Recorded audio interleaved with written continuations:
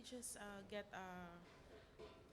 kung ano yung napagkasunduan? Are you going to start the cleansing by May of the voters registration? Has that already been approved? Are we adopting that? No, the purpose of this meeting was to share with them the latest data that we do have with regards to the population's arm. Okay, then the next step is we have informed the COMELEC. COMELEC will now meet and back and decide on exactly how to proceed, no? Whether the annulment of parang the entire registration for the 5 provinces should be done or can be done, and then they will decide. And that is the agreement. No? Basically, they will bring it. There is a decision back that is necessary before you effect the changes in the voters list in the ARM.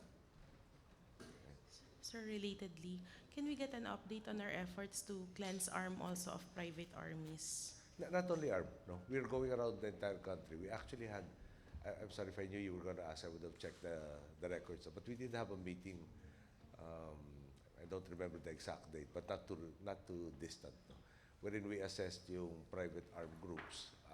And the result of that meeting was a revalidation of whether or not the data is still correct. But while it's still being validated, there have already been, what comes to my mind, parang may Kalinga group that has been recently neutralized. They've arrested quite a number of people identified with this private armed group, filed the necessary charges, confiscated firearms.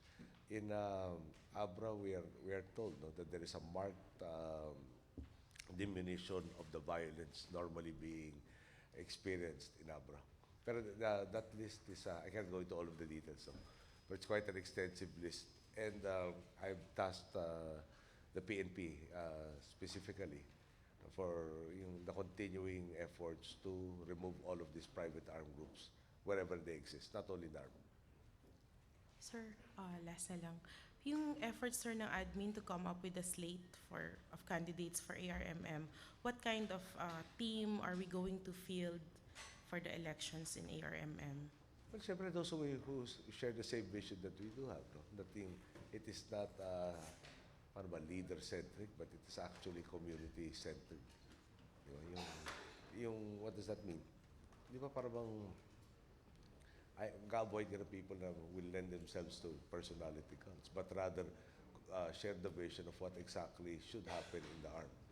An area that has been neglected, has been neglected by the leadership that has had parang all the efforts centered on the benefit of those in power rather than the vast majority of the populace.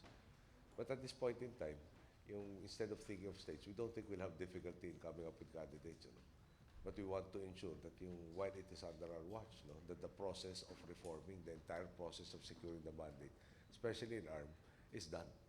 And together with the COMELEC, we think that can and will be done. Thank you. Okay, thank you.